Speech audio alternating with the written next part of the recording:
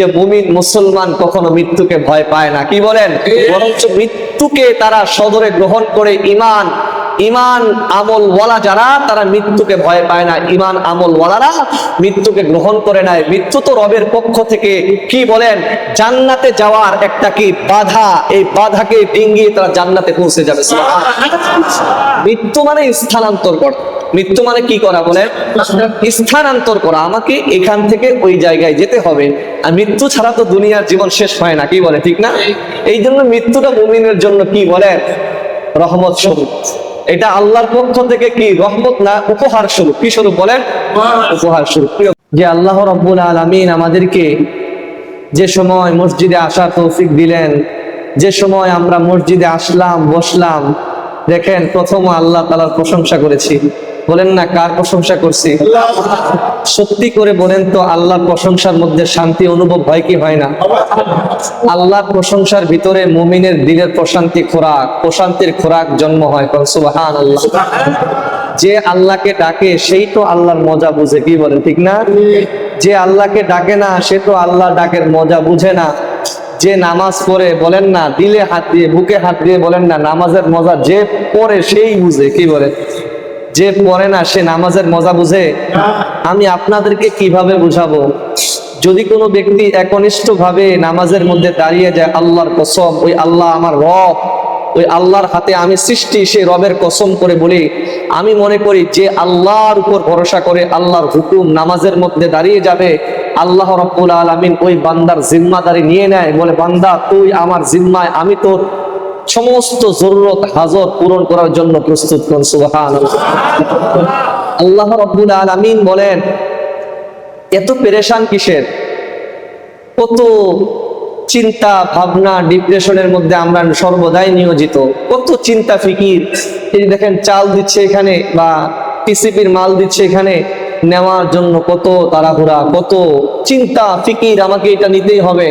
কিন্তু রব্বে কারীম বলেছেন ওয়ারযুকুহু মিন হাইসু লা ইয়াহতাসিব ওয়া মান ইয়াতাওয়াক্কাল আলাল্লাহি ফাহুয়া হাসবুহ ইন্নাল্লাহা বালিগু আমরিহি ক্বাদ জাআলাল্লাহু লিকুল্লি শাইইন কদিরা। আল্লাহু আকবার। আল্লাহ তাআলা বলেন ওয়ারযুকুহু, আমি আল্লাহ তাআলা রিজিকের ব্যবস্থা করব, মিন হাইসু লা ইয়াহতাসিব ওয়া মান ইয়াতাওয়াক্কাল আলাল্লাহ, বান্দা আমার উপর ভরসা করো, আমি তোমাকে এমন জায়গা থেকে রিজিক দিব যা তুমি কখনো কল্পনা করতে পারবে না। সুবহানাল্লাহ।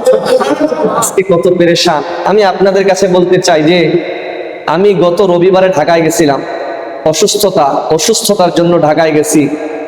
মোটামুটি আমার শারীরিক অবস্থা বেশি খারাপ। অনেক টেস্ট দিছে, মোটামুটি 15,000 টাকার মতো টেস্ট করাইছি, শুধু টেস্ট। তারপরে ডাক্তার দেখার পরে যেটা রিপোর্ট আসছে, যে রিপোর্টের মধ্যে ডাক্তার সাহেব এতটুকুই আমাকে পরামর্শ দিছে, হুজুর আপনার শারীরিক অবস্থা বেশি ভালো না, আপনার শারীরিক অবস্থা বেশি ভালো না, আপনার কথার নিয়ন্ত্রণ করতে হবে, আপনাকে সময় মতো আপনার রুলস মেনে টাইম মেনটেন করে আপনাকে প্রত্যেকটা কাজ আপনাকে সারতে হবে। কিন্তু আমি মনে করেছি এই ডাক্তারের হাতে ভালো হওয়ার কোনো ক্ষমতা নাই। কথা বলেন ঠিক কিনা? ভালো করার মালিক কে? আর একটু জোরে বলেন না কে? এর জন্য আমি দুনিয়ার সমস্ত মানুষের কথাকে পিছনে ফেলে আমি আমার রবের দিকে অগ্রসর হব। আল্লাহ বলেছেন যে ব্যক্তি, ও দুনিয়ার মানুষেরা তোমরা রবের ক্ষমার দিকে, তোমার রবের জান্নাতের দিকে প্রতিযোগিতামূলক অগ্রসর হও। সুবহানাল্লাহ। আল্লাহ বলেছেন তোমরা তোমার রবের ক্ষমার দিকে, তোমার রবের জান্নাতের দিকে কেমন ভাবে অগ্রসর হবে? প্রতিযোগিতার সাথে। আর প্রতিযোগিতার সময় কেউ পিছনে থাকতে চায় না, সবাই সামনে অগ্রসর হতে চায়। কথা বলে ঠিক? সম্মানিত নামাজি ভাইয়েরা, আমাদের যে হুকুম আছে তার মধ্যে একটা মৌলিক হুকুম হলো হজ। আমি এই হজকে কেন্দ্র করে একটি আয়াতে কারিমা কুরআনুল কারীমের সূরাতুল আলে ইমরান থেকে তিলাওয়াত করেছি। আল্লাহ রাব্বুল আলামিন এই আয়াতের মধ্যে বলেন ইন্না আউওয়ালা বাইতি উদিআ লিন-নাসি লাল্লাযী বিবাক্কাতা মুবারাকাও ওয়া হুদাল লিল আলামিন, যে আল্লাহ তাআলা দুনিয়ার মধ্যে যে ঘর প্রথম নির্মাণ করেছেন সেটা হলো কাবা ঘর। বলেন দুনিয়ার মধ্যে সর্বপ্রথম ঘর নির্মিত ঘর কোনটা? আমার সাথে একটু কথা বলতে পারবেন তো ইনশাআল্লাহ? আমি হয়তো বা এইভাবেই কয়েকটা কথা বলবো, ইনশাআল্লাহ মনোযোগ দিয়ে শোনার চেষ্টা করবেন। আমি আল্লাহর কাছে দোয়া চাই, আল্লাহর কাছে তৌফিক চাই, মালিক আপনি আমার জবান থেকে এমন কিছু মহামূল্যবান কথা বের করেন যে কথাগুলো আমার উপর মানা সহজ হবে এবং আমার মুসল্লিদের উপরে যারা আমার অধীনস্থ আছে তার উপর মানা সহজ হবে। বলেন আমিন। একজন ইমাম, একজন খতিবের কাজ হলো তার মুসল্লিদেরকে মেনটেন করে নেওয়া, তাদেরকে দিনের দিকে অগ্রসর করা, তাদেরকে নামাজের তাগিদ দেওয়া, তাদেরকে নামাজের ব্যাপারে সচেতন করা। কথা বলে ঠিক না? আল্লাহ রাব্বুল আলামিন আমাদেরকে যেন সেই তৌফিক, হিম্মত, মনোবল দান করে। বলেন আমিন। আল্লাহ যেন আমাদের সবাইকে ইমাম, শুধু ইমাম খতিব নয়, মুসল্লি সহ আমাদেরকে সবাইকে একত্রিত হয়ে আল্লাহর প্রত্যেকটা পূর্ণাঙ্গ হুকুম, বিধিবিধান যথাসময়ে আল্লাহর নিয়মতান্ত্রিক হুকুম মেনে পালন করার তৌফিক দান করে। বলেন আল্লাহ। মানবো তো ইনশাআল্লাহ? হুজুর বয়ান শুনবো কিন্তু নামাজ পড়বো, কি বলেন ঠিক না? হুজুর জুমার দিন আসবো, শুধু জুমার বয়ানটাই শুনবো হুজুর, কিন্তু পরে যেই লাউ সেই কদুই, কি বলেন? এইভাবে হলে চলবে নাকি নামাজ কালাম করতে হবে? আল্লাহর কসম করে বলি, আমি সব সময় আল্লাহর কসম খাওয়া এটা বড় ভালো। কেন? যে আল্লাহ আমাকে সৃষ্টি করেছে, মনে রাখবেন আল্লাহ ছাড়া অন্য কারো কসম খাওয়া জায়েজ নাই। আছে নাকি বলেন? আবারও বলতেছি, আমার রবের কসম করে বলি, যখন ডাক্তার সাহেব আমার ব্যাপারে বলছে যে আপনি অনেক অসুস্থ, আমার টেস্ট যখন সামনে দিল তখনও আমি কখনো নার্ভাস হই নাই, বিচলিত হই নাই। কারণ আল্লাহ তাআলা এই রোগ দিচ্ছেন আমার আল্লাহ, এই রোগ তো ক্ষমাও করবেন আমার আল্লাহ, কিন্তু আমাকে সেই ভরসা তাওয়াক্কুল রাখতে হবে। কথা বলে ঠিক কিনা?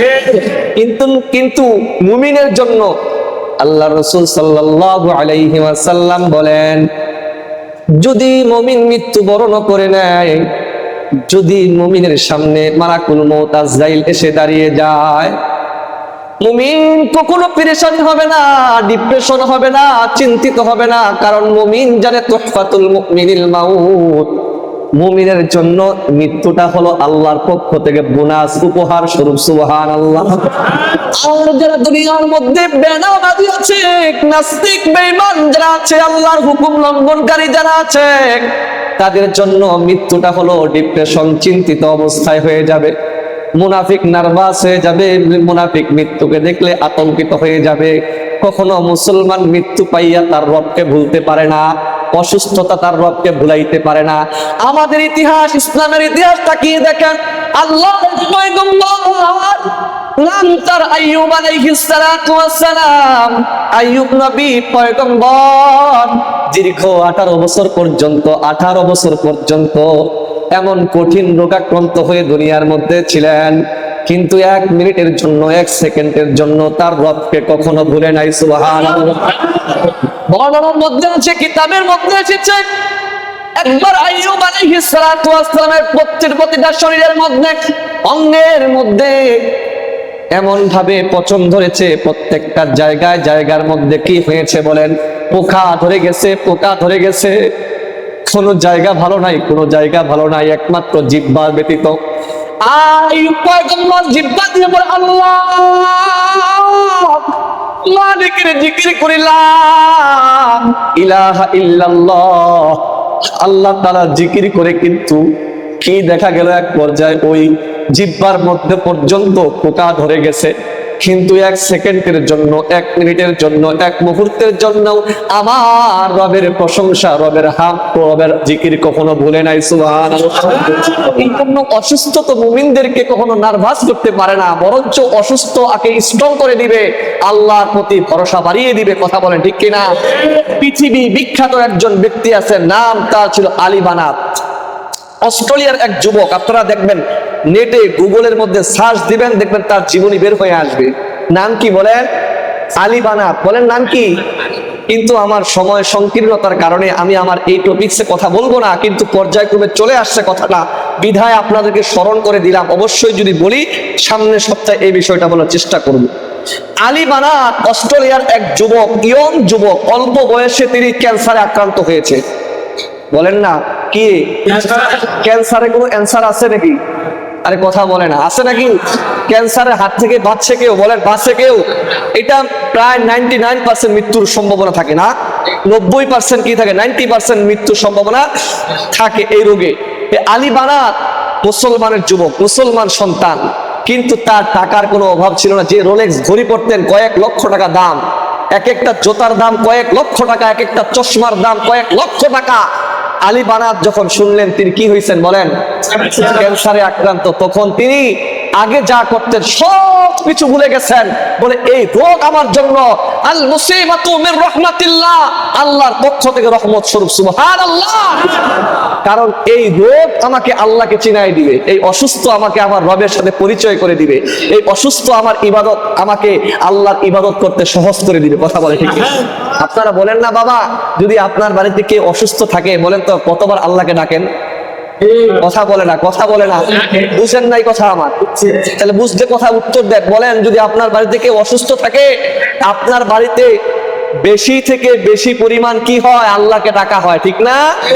আল্লাহর নামাজ পড়ে, আল্লাহর হুকুম মানে সর্বদাই ছেলের মুখে আল্লাহ, মেয়ের মুখে আল্লাহ, বিবির মুখে আল্লাহ, বাবার মুখে আল্লাহ, মায়ের মুখে আল্লাহ, সবাই আল্লাহ আল্লাহ আল্লাহ চলতেই থাকে। সুবহানাল্লাহ। এই জন্য সম্মানিত মুহতারাম হাজিরিন, যে মুমিন মুসলমান কখনো মৃত্যুকে ভয় পায় না। কি বলেন? বরঞ্চ মৃত্যুকে তারা সদরে গ্রহণ করে। ইমান আমল ওয়ালা যারা, তারা মৃত্যুকে ভয় পায় না। ইমান আমল ওয়ালারা মৃত্যুকে গ্রহণ করে নেয়। মৃত্যু তো রবের পক্ষ থেকে কি বলেন, জান্নাতে যাওয়ার একটা কি বাধা, এই বাধাকে ডিঙ্গিয়ে তারা জান্নাতে পৌঁছে যাবে। মৃত্যু মানে স্থানান্তর করা। মৃত্যু মানে কি করা? বলেন, স্থানান্তর করা। আমাকে এখান থেকে ওই জায়গায় যেতে হবে, আর মৃত্যু ছাড়া তো দুনিয়ার জীবন শেষ হয় না। কি বলে, ঠিক না? এই জন্য মৃত্যুটা মুমিনের জন্য কি বলেন, রহমত স্বরূপ। এটা আল্লাহর পক্ষ থেকে কি রহমত না উপহার স্বরূপ? কি স্বরূপ বলেন? উপহার স্বরূপ। প্রিয় ভাইয়েরা, আপনাদের কাছে আমি বলতে চাই, আমরা যেখানেই থাকি, যেভাবেই থাকি, যে অবস্থায় থাকি, নামাজ খালি পড়বো না, নামাজ পড়বো না। কি বলেন? কথা বলে না, নামাজ পড়বো না। নামাজ পড়তে হবে। নামাজ নিয়ে কোনো স্যাক্রিফাইস নাই, নামাজ নিয়ে কোনো ইখতিলাফ নাই, নামাজ নিয়ে কোনো অজুহাত চলবে না। আপনি কোন অবস্থায় আছেন, যেভাবে আছেন, আপনার উপর সেভাবে নামাজ ফরজ। যদি আপনি যদি সুস্থ সবল হন, কি বলেন, এমন জায়গায় গেছেন আপনি অপবিত্র আছেন, মানে আপনার কাপড় অপবিত্র, এইটাকে যেভাবে পারেন ধুয়ে ওই অবস্থায় নামাজ পড়েন। নামাজ নিয়ে কোনো কি নাই, বলেন তাল বাহানা চলবে না। কথা বলেন ঠিক কি না? নামাজ আপনাকে আমাকে পড়তে হবে। এতগুলো যুবক আছে, এতগুলো বাবা আছেন, বলেন না আপনারা বুকে হাত দিয়ে বলেন সবাই নামাজ পড়েন, পাঁচ ওয়াক্ত পড়েন। নামাজ পড়তে হবে না? আপনাদের পা দুইটা দেন, আমি পা ধরি, কিন্তু তারপর আজকে থেকে বলে যে নামাজ ছাইরেন না। বেনামাজির জন্য কবরের শাস্তি আপনারা জানেন তো না? এই অনেক ব্যাপার আছে। ইনশাল্লাহ যদি সুস্থ থাকি, আমি যদি আসি, বয়ান তো আল্লাহ প্রদত্ত, অনেক কথা নিয়ে আসি, কিন্তু বলতে পারি না, যথাসময় বলতে পারি না। আল্লাহ তাআলা যদি আমাকে আপনাদের এখানে খেদমত করায়, এই মসজিদে যদি খাদেম হিসাবে আল্লাহ আমাকে কবুল করে না, ইনশাল্লাহ শুনবেন, বয়ান করবো ইনশাল্লাহ একের পর এক। কিন্তু আপনাদের কাছে এটাই বলতে চাই, বয়ান শোনার আগে যদি মৃত্যু হয়ে যায়, এই জন্য আজকে থেকে নিয়ত করে নামাজ ছাড়বো না। কথা বলেন না কেন ভাই? নামাজ পড়বেন তো ইনশাল্লাহ? নামাজ পড়বেন তো? দেখেন, যারা আসতে বলে ওরা নামাজ পড়বে না। দেখেন, যারা আস্তে আস্তে বলে হুজুর তো আমাদের প্রতিজ্ঞা করাচ্ছে, হ্যাঁ আমি আসলে আপনাদেরকে নামাজ পড়তে হবে ইনশাআল্লাহ। বাধ্যতামূলক নামাজ পড়তে হবে। কুল্লুকুম রাঈন ওয়া কুল্লুকুম মাসউলুন আন রাঈয়াতিহি। আমরা প্রত্যেকেই দায়িত্বশীল, আমাদের দায়িত্ব সম্পর্কে আল্লাহ জিজ্ঞাসা করবে। আমি অসুস্থ থেকে জোরে কঠিন ভাষা বলতেছি না, খালি আস্তে আস্তে কথা বলতেছি। নামাজ পড়তে হবে, কোনো মাফ নাই। মুসলমানের পরিচয় হলো নামাজ। আপনি বেদিন হয়ে যান, নাস্তিক হয়ে যান, কাফের মুশরিক হয়ে যান, কোনো বাধা নাই, কিন্তু মুসলমান দাবি করলে নামাজ পড়তে হবে আপনাকে। যদি মুসলমানের বাচ্চা দাবি করেন, মুসলমানের সন্তান দাবি করেন, যদি বলেন আমি মুসলমান, আমার কবর হাসর মিজান ফুলসিরাত জান্নাত জাহান্নাম আছে, আল্লাহর কসম করে বলি নামাজ ছাড়া যাবে না, তাহলে আপনি মুসলমানের বাচ্চা হইতে পারেন না। কথা বলেন ঠিক? দাবি করেন মুসলমান, নামাজের খোঁজ খবর নাই, দিনদারিতা নাই, পর্দাপোশিদা নাই, আল্লাহর হুকুম নাই, হজ ফরজ হইছে, হজের খোঁজ খবর নাই। কথা বলেন ঠিক কিনা? হজ আল্লাহ পাকের বড় একটা হুকুম। হজ কি? কথা বলে না কেন? বুনিয়াল ইসলাম আলা খামসিন। মুসলমানের মৌলিক স্তম্ভ কয়টা? বলেন রুকন কয়টা? তার মধ্যে হজ অন্যতম একটা। কি বলে ঠিক না? আল্লাহু আকবার। আমি চাইছিলাম, জানি না সময় পাবো কিনা, অনেক কথা বলে ফেলেছি। হজের ব্যাপারে আপনাদের কাছে একটা ছোট্ট একটা ঘটনা বলতে চাই। হজের ব্যাপারে আয়াত করছি, কিন্তু অনেকে তো হজ এটাই বুঝে না, কোন সম্পদ হইলে কতটুকু হইলে হজ করতে হয়, কিন্তু এটাও বুঝে না। জমি জমা অনেক আছে, কিন্তু হজ করে না, বলে আমার টাকা নাই। জমির অভাব নাই, এমনও জমি আছে যে টাকাওয়ালা রাস্তার পরে জমি আছে, অনেক টাকার জমি, জমির উপর হজ হয় না? বলেন, মাসালা দিব ইনশাল্লাহ, মাসালা সামনে আসবে। কিন্তু আপনাদের কাছে